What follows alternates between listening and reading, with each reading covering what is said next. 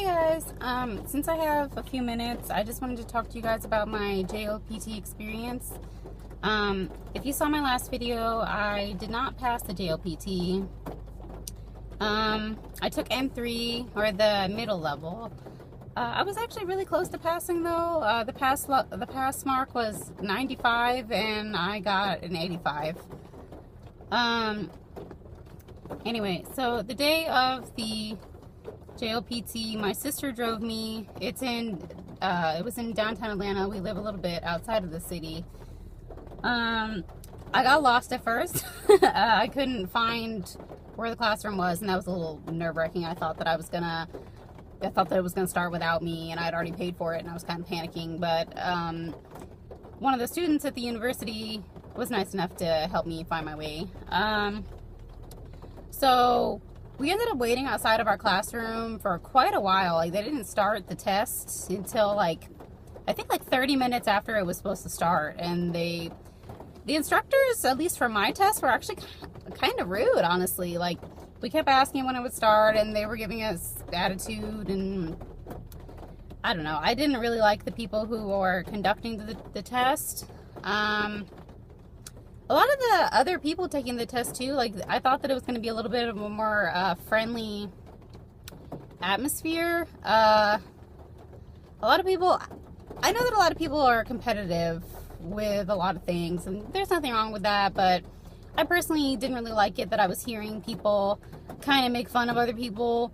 Like, there was this one girl who I heard her talk about how she did a homestay in Japan and stuff, and she kept laughing at and mocking everybody, being like, ugh, like kind of looking down on everyone else taking the test. And I didn't really like that personally, because we were all kind of there, for the same reason.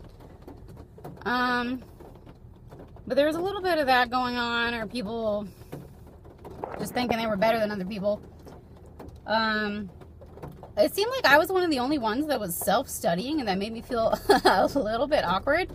Like, everyone else was kind of being like, oh, well, I'm a university student, or I went to Japan on a homestay, or went on vacation there, or spent some time there, or whatever.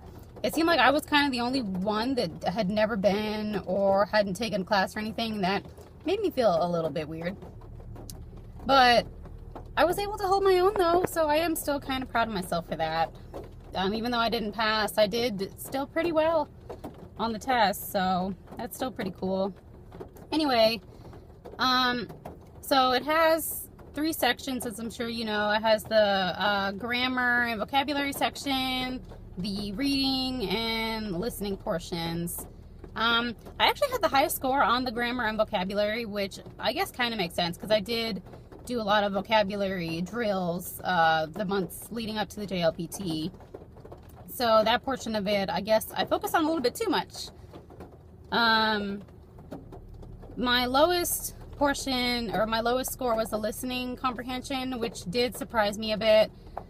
I really did think I was going to get a little bit of a higher score on that, but honestly, I couldn't really hear it very well. For some reason, I thought that they were going to give us headphones. I don't know why I thought that, but because when I did a bunch of the practice tests at home, and I did really well on all the listening comprehension questions on the practice test, so kind of surprised me how I didn't do that well. But they were playing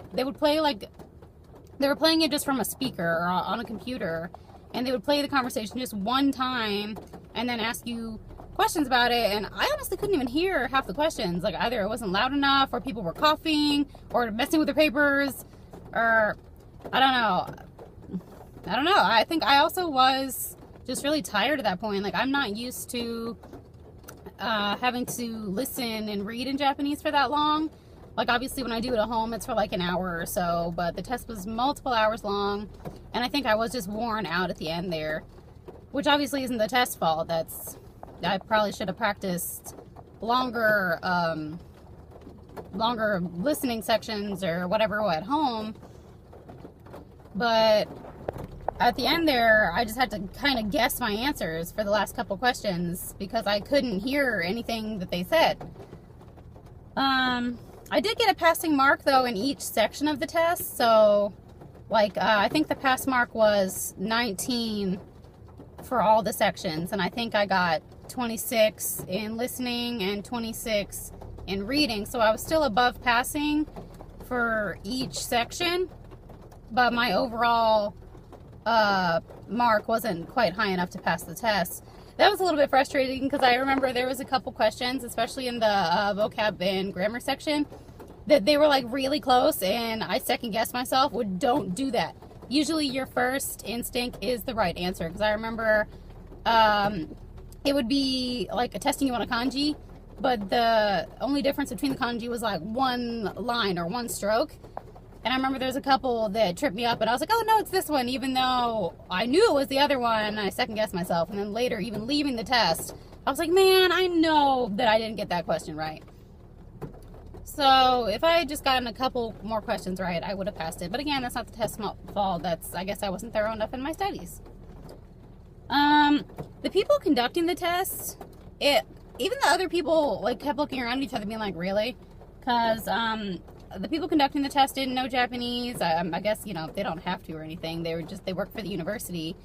But I personally, I don't know. I was like, really? Why are you here then? Like, because it obviously meant a lot to the people taking the test. And the lady was kind of like, well, I don't know. I don't speak Japanese. And we were like, oh, okay.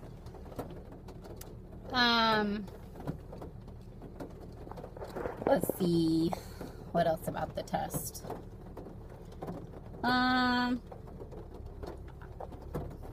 I think the online, like a lot of the online resources for the JLPT are pretty spot on. Like, there's no exact list for the N3. It is the newest level, and they stopped releasing exact grammar lists and vocab lists a few years ago. But the resources online were pretty accurate about what to expect on the JLPT. The practice tests were pretty accurate. I would say, though, don't make the same mistake that I did, and definitely do a lot more reading and listening practice. That's one thing. Since those were my lower scores, those are the areas that I'm going to try to work on more this year.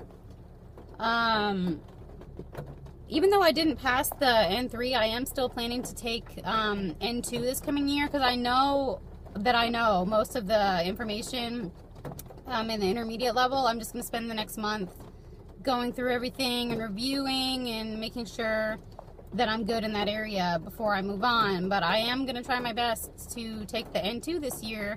I was really sad and disappointed that I didn't pass the N3, but I'm still going to do my best. There's nothing I can really do about it now except move on. And, you know, failure is a part of life, and it's a part of learning, and you're not always going to succeed at everything. And I'm just going to use this to study even harder and to try even harder and to really improve this year. I'm starting to make a study plan as to how to get to N2 level. If any of you had taken the test and have taken N2, let me know in the comments what you guys use to study. I really want some new textbooks, some advanced textbooks, but I don't really know where to start because there's kind of a lot. So if you guys have any recommendations, can you let me know? Also, how did you guys do on the JLPT? Anyone who took it? What level did you take? And how'd you do? Alright guys, see you next time. Bye!